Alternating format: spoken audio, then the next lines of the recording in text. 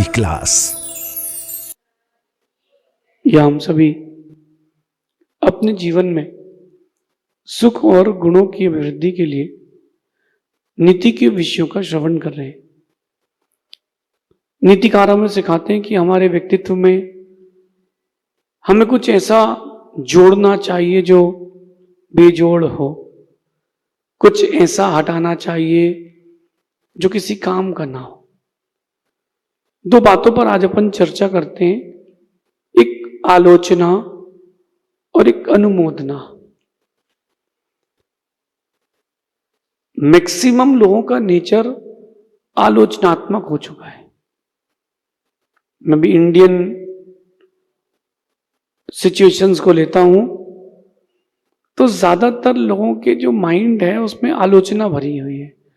कोई भी अच्छी चीज देखेंगे तो उसमें एक आलोचनात्मक बात बोलेंगे। अच्छी चीजों को देख करके भी अच्छाई ग्रहण नहीं करना, यही आपके अंदर की बुराई बन चुकी है। एक व्यक्ति ने इस बात को सिद्ध करने के लिए स्विमिंग पूल बनाया। उस स्विमिंग पूल में उसने चांदी की ईंटें लगवाई, ओरिजिनल सिल्वर।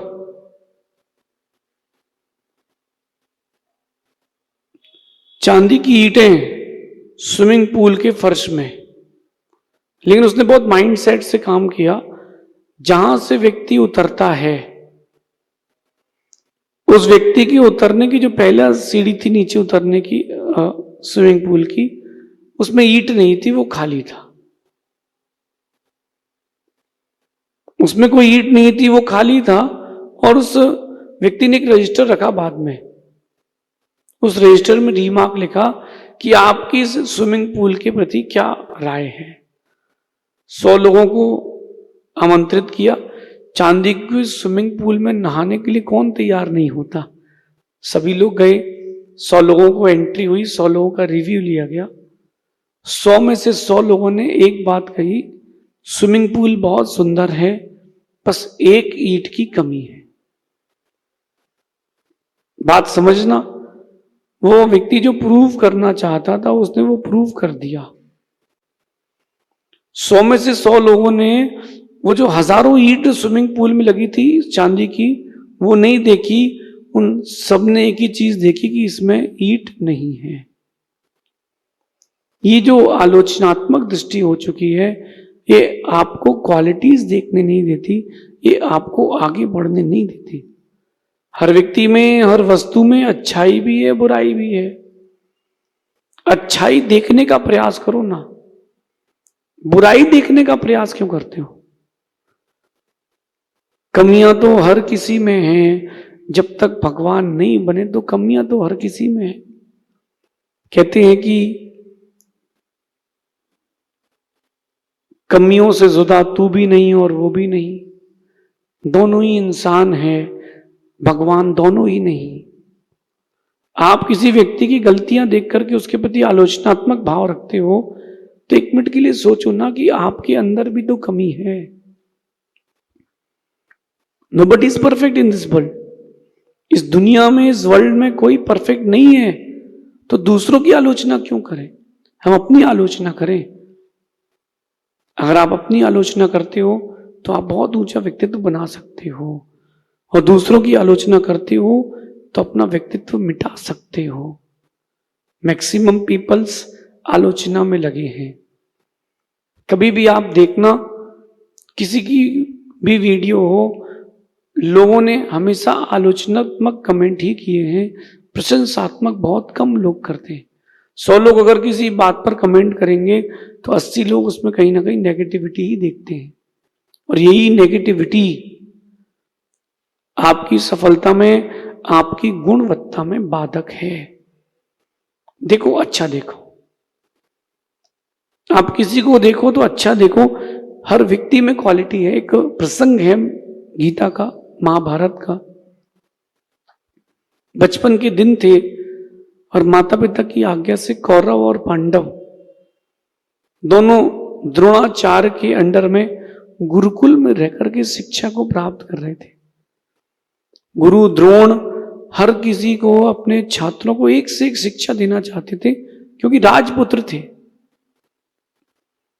लेकिन जामे जितनी बुद्धि हो उतनो दे बताए, बाको बुरा ना मानिए और कहां से लाए। जिसमें जितनी बुद्धि होगी वो उतना ही बता पाएगा, उतना ही समझ में आएगा उसको। जिसमें नहीं होगी उसके लिए बुद्धि और कहां से लाएंगे। गुरु द्रोण ने एक दिन अपने शिष्यों की बुद्धि की परीक्षा करना चाहा कि इसमें आलोचनात्मक कितने हैं और अनुमोदना करने वाले कितने हैं, कितनों की दृष्टि धर्म की है और कितनों की दृष्टि बहिरंग दुनिया की है। कौन गुण देखना जानता है, किसको सिर्फ अवगुण दिखते हैं। धीरे से गुरु द्रोण ने एक टोकनी मंगवाई और उसमें मोती चूर के लड्डू रखवाए, जिसकी सुगंध ही भौरों को खींचकर लाती हो अपने पास। ऐसे सुंदर सुंदर मोदक उन्होंने दिए सबसे पहले शुद्धोधन को। और जैसे ही शुद्धोधन को दिए, बोले बेटा आश्रम के बाहर से तू जाना और जो भी तुझे हस्तिनापुर में धर्मात्मा दिख जाए, जिसमें कोई भी एक गुण दिख जाए, उसको लड्डू देकर के आ जाना। सुबह से शाम हो गई, रात्रि होने वाली नहीं थी, गोधूली बेला चल रही थी और शुद्धोधन वहां से आते हैं।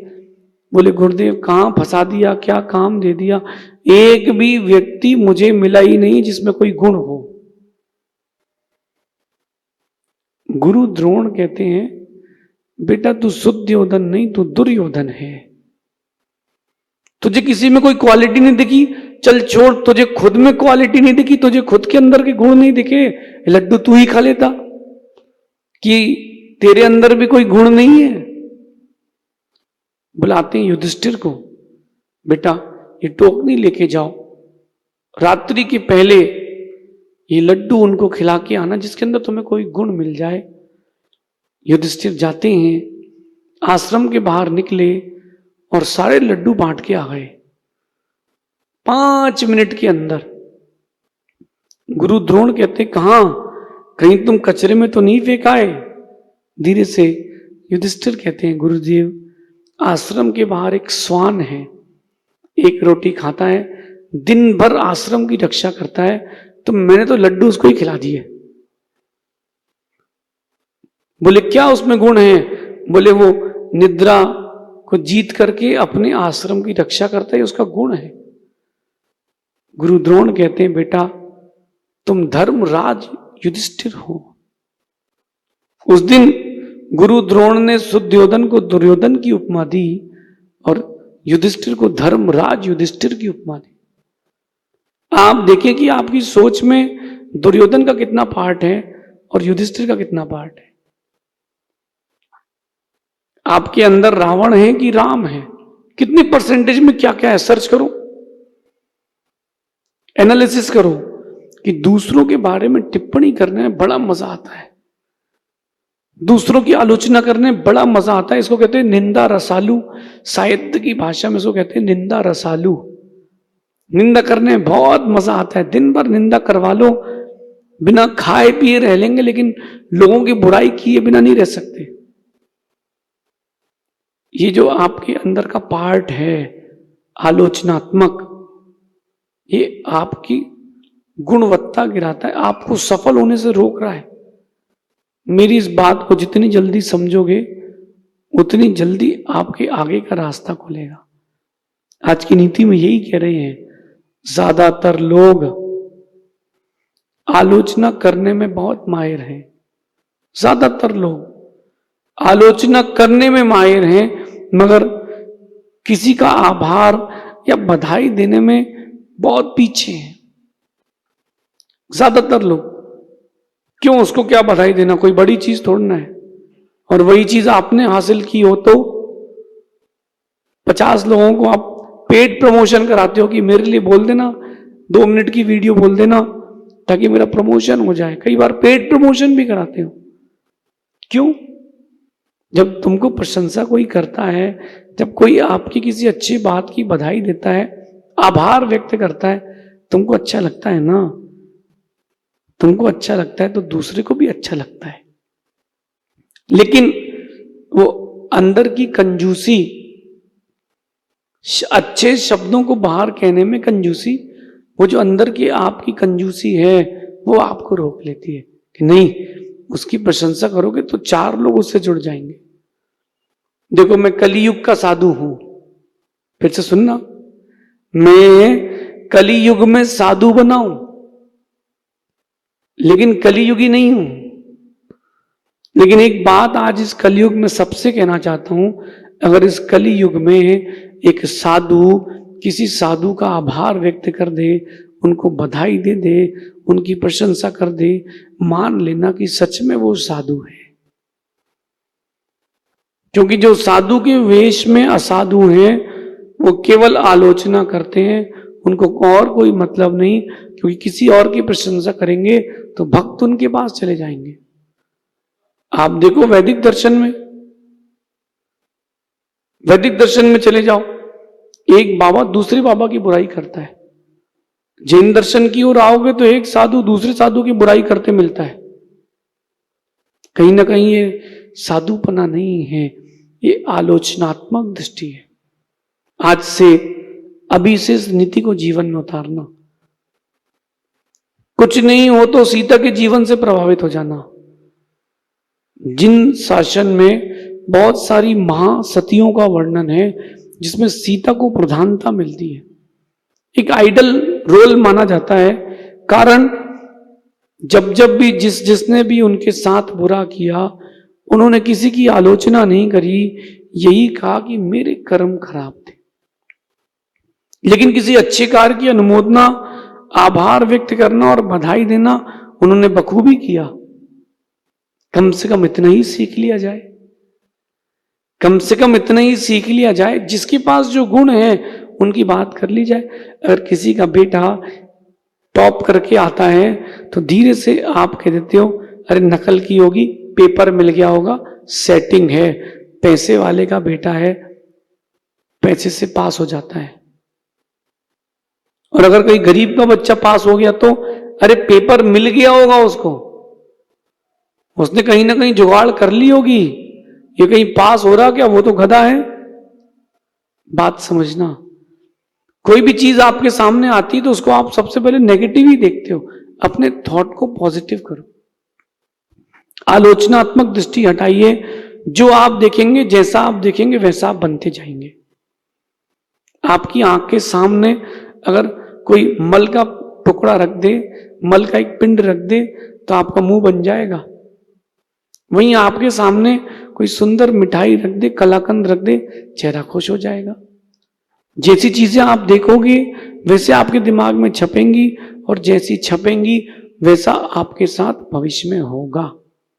जो हम देखते हैं वो हमारे जीवन के लिए, आगे के लिए एक डाटा सेविंग जैसा हो जाता है। आगे जाकर के वो चीज माइंड में सेट होती है। आलोचना करेंगे तो आलोचनात्मक दृष्टि रहेगी। क्यों ना हम अपने आप को आलोचनात्मकता से बचाएं, आभार व्यक्त करें। कितना अच्छा लगता है, किसी ने आपके साथ अच्छा किया और आपने उसके लिए आभार व्यक्त किया, कितना अच्छा लगता है। कोई आपको बधाई दे दे कि बधाई हो, आज आपके यहां गुरुजी आए हैं, कितना अच्छा लगता है।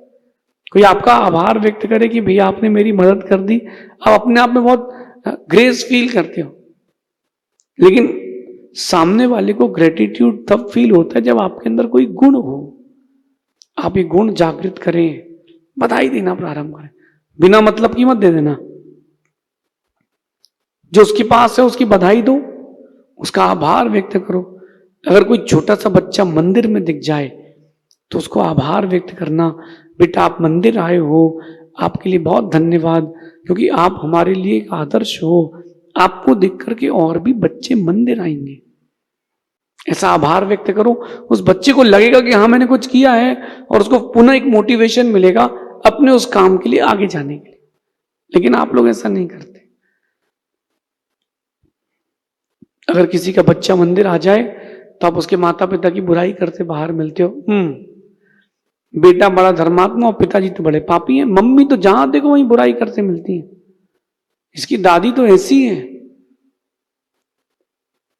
जो व्यक्ति आभार व्यक्त करने योग्य उसका आभार व्यक्त करे।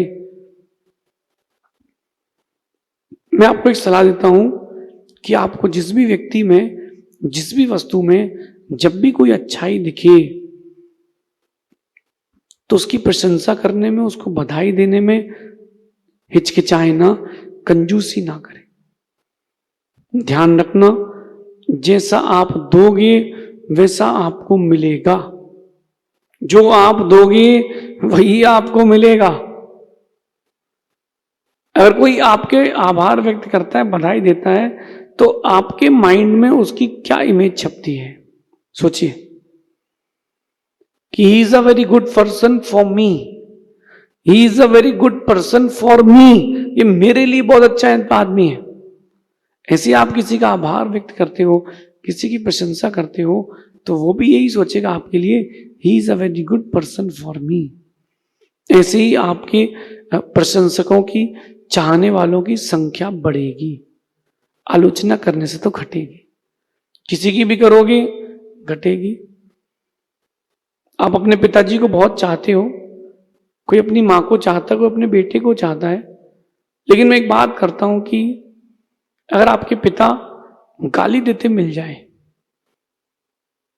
तो आप उनको अच्छा मानोगे कि नहीं? Reasons, I don't want any reason, मुझे कोई रीजन नहीं चाहिए। गाली दे रहा है इसका मतलब वो अच्छा व्यक्ति नहीं है। जब दूसरों की आलोचना कर सकते हो तो कहीं ना कहीं अपनों को भी समझा सकते हो। अनुमोदना करना या उपहार देना, ये लोग जो लोग ये जानते हैं, या जो लोग अनुमोदना करने में, उपहार देने में पीछे नहीं रहते, वो लोग बहुत आगे जाते हैं। जो लोग दूसरों को बधाइयां देने में, उनकी प्रशंसा करने में, उनको एक आगे कुछ स्थान मिले, वो उनका आगे एक मन बढ़े, काम को आगे बढ़ाने का उनको मोटिवेशन मिले। जो लोग ऐसा नहीं करते, वो ऐसा करने में पीछे रहते हैं, वो कभी आगे नहीं बढ़ पाते। ये नीति आपके जीवन के लिए एक बहुत बड़ा उपहार, नया त्योहार लेकर के आएगी। अनुमोदना करें, बधाइयां दें, आभार व्यक्त करें। किसी का काम नहीं बन रहा हो तो उसकी मदद भी करें, लेकिन कभी किसी की आलोचना ना करें।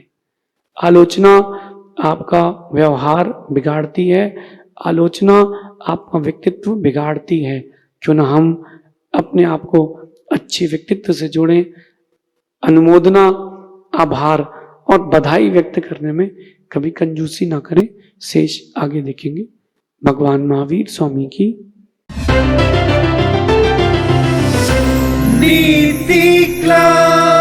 नीति क्लास। राष्ट्रीय राजधानी